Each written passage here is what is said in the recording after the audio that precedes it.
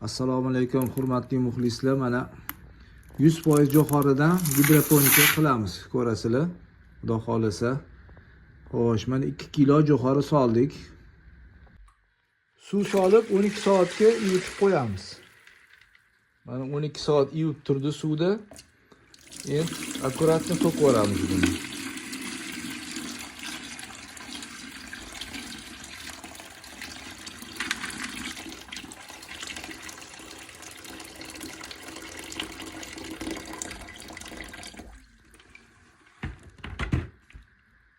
Mana xaltaga solib, boksga dimlab qo'yamiz. 2 sutkaga. Har 12 soatda demak buni qo'llab turish kerak bo'ladi. 1 chelik, yarim chelik suvga botirib olinadi. Qurib qolmasligi kerak. Bunday qilib mana plotniy yopib qo'yamiz. Boksda dimlandi jo'xori. Faqat 2 kun emas, 2,5 kun kerak bo'ldi bunga mana shunaqa unib chiqishi uchun. Latokka 2 kilo emas, 4 kilo jo'xori ketar ekan. Unaqa katta pishmas ekan, o'shaning uchun 2 kilo betga kamlik qilar ekan. Mana ko'rib turibsizlar. Xo'p, endi buni qopqog'ini yopib, har 12 soatda suv sepib, suv quyib turamiz. Latokda 3-kun.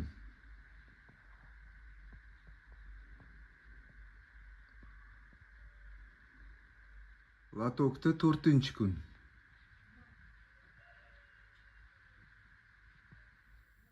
Latokda 6-kun jo'xori. Hurmatli muxlislar, jo'xori mana latokda 8-kun. Xo'p, mana hozir tegini ko'rsataman.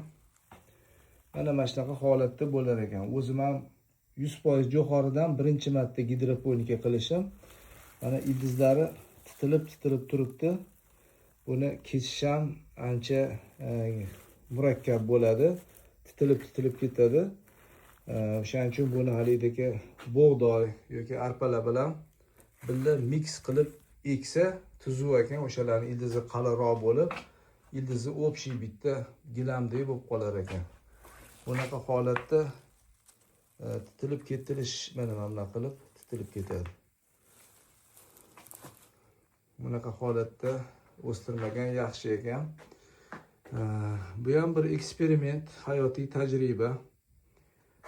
Shunaqa qilib ko'rdik mana. Sog' bo'linglar, yaxshilikni ko'rishaylik.